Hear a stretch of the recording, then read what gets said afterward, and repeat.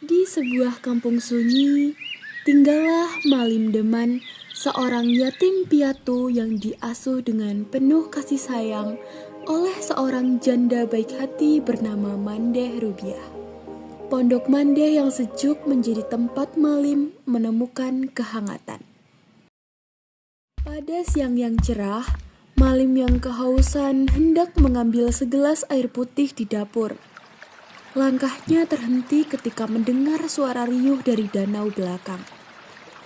Mengintip penuh rasa ingin tahu, ia terkejut menyaksikan 7 bidadari jelita dari kayangan tengah mandi bersama.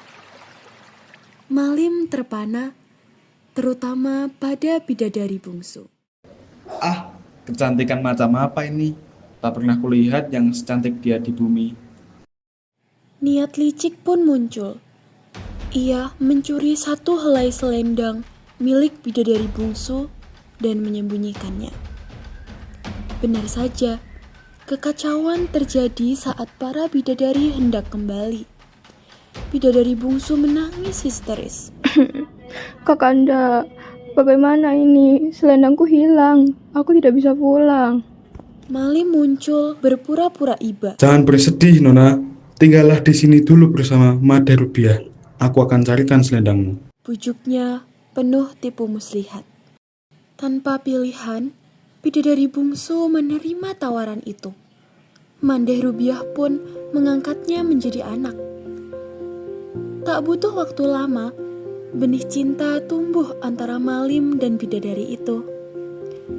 Mereka menikah dan dikaruniai seorang putra, Sultan Duano, yang melengkapi kebahagiaan Malim. Namun, kebahagiaan itu singkat. Malim Deman memiliki penyakit buruk, gemar berjudi. Ia mulai sering menghilang, mengabaikan istri dan putranya. Sang istri berulang kali memohon. Suamiku, cukuplah bermain judi itu. Kau tidak ingat kepada anak-anak kita. Kembalilah pada kami. Apa engkau tidak kasihan? Diamlah. Aku hanya pergi sebentar. Kau urus saja anak kita. Malim hanya menanggapi dingin. Nasihat itu bagaikan angin lalu. Hati sang bidadari remuk redam, merindukan kedamaian kayangan. Hingga suatu hari, saat mencari barang, tangan bidadari bungsu meraba benda yang tersembunyi. Selendangnya, ia gemetar. Astaga, jadi dia, Malim Deman yang mencurinya. Suamiku sendiri, dibalik penyebab penderitaanku selama ini.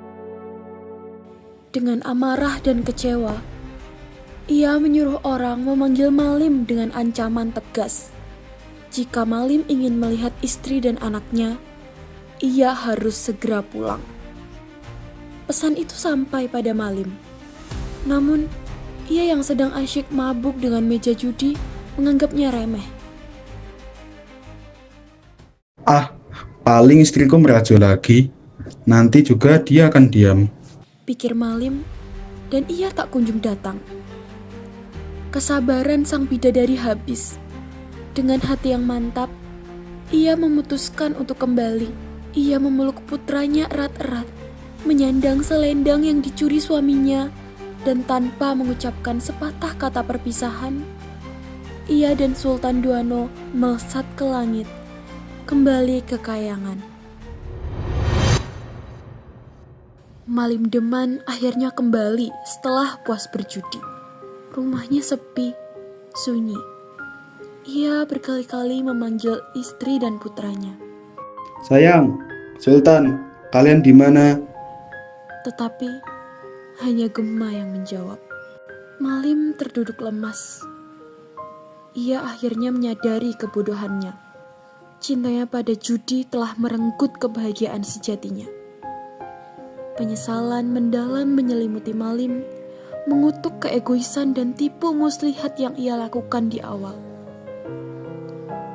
Ia kini harus hidup dalam kesendirian dan penyesalan abadi, meratapi hilangnya bidadari dan putranya akibat keserakahan dan kebodohannya sendiri.